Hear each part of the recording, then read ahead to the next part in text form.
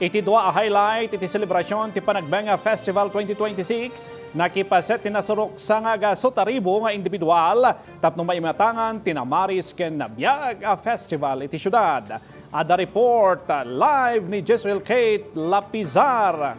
Jess, kumusta ti panakaipatungpal ti highlights ti Panagbenga? Parada, iti panangipakita kadagiti mamaris. Nabaligi ang naglipas ti dua adadakkel a parada a highlight ti Panagbenga Festival idi Sabado ken Domingo.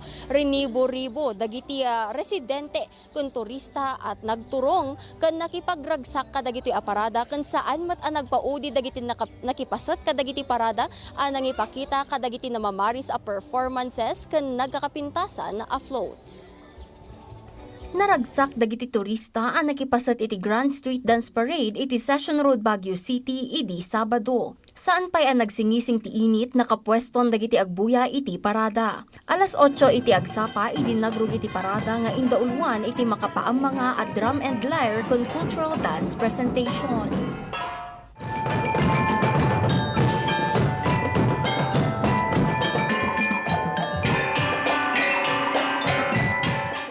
Runaan asa nga ili ni DPWH Secretary Vince Dizon a first time ang nakipasat iti selebrasyon. The Panagbenga Festival really came as a response from the devastation of the 1990 earthquake. And it is a symbol of Baguio rising up. It is a symbol of Baguio's resilience.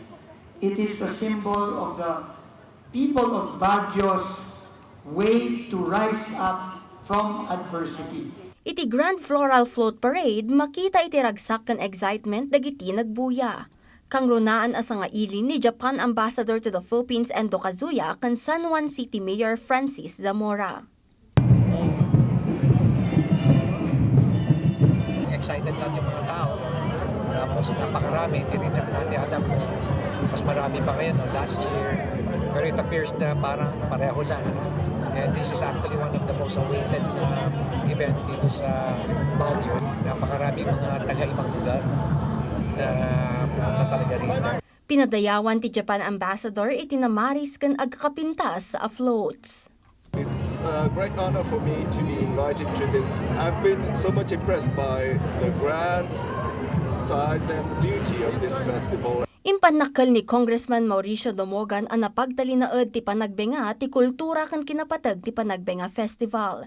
Sigun iti PNP, nasurok sa ngagasot nga individual ti nagbuya iti dua a parada. Natalna kan naurnusmet ti panaglipas iti dua a parada.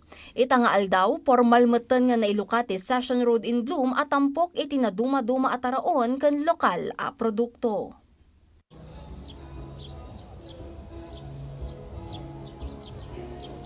Breves pagaayat lata dagiti residente ken bisita iti syudad apasyaran daytoy Panagbenga Market Encounter ditoy Rose Garden Burnham Park. Adulata dagiti naobserbaran tayo nga mga ala kadagiti ladawan da kadagiti displays na mamaris a displays iti sabsabong nang runa ditoy landscapes ken itoy carpet of flowers ditoy likuran tayo.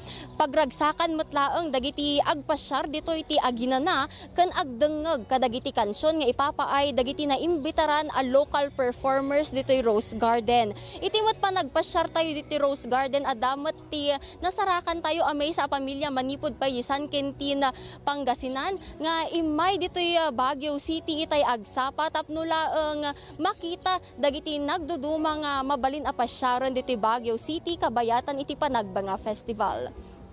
Ito nga makadwa tayo ni Ma'am Arsenia Vallo. Good afternoon, Ma'am. Yes, Ma'am, kumusta ti panagpasyar tayo ditoy Baguio City? Nagpintas nga rod madam iti surroundings kan klima iti Baguio so naiayo kami may nagpasyar ditoy Baguio. Uray no nalpas ti Pinagbinga may kami latat ano makita mi ti pintas kan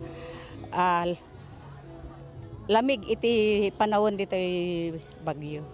Ma'am, iti nagado ti makikita tayo tatta nga nagkikapintasan nga displays para iti Panagbenga Festival anya laeng ti makunayo met kadagiti sabsabong nang runa dagiti nagado nga sabsabong tatta. Nagpipintas nga ron ti sabsabong iso nga nakaiayaw nga kitkitaan kun buy-buyaen iso nga hana nga nagbidot nga nagbidbidyo kada kwada nga mo ko dagito nagpipintas nga sabsabong dito'y madam. Iso nga nagpintas nga talaga iti sabsabong iti bagyo.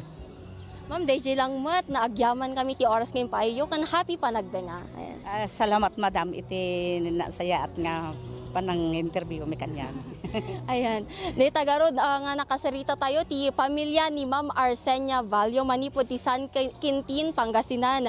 Silulukat mat dagiti stalls, dagiti agilako kadagiti nagduduma at taraon kan produkto dito'y Rose Garden agingga iti panaglipas iti Panagbenga Festival. Aglipas mat dagiti aktibidad ti Panagbenga 2026 inton March 8 dun sa dino maiwaragawag mat laeng dagiti nangabak iti Grand Floral Float Competition kan dagiti daduma pay apasalip kabayatan iti festibidad.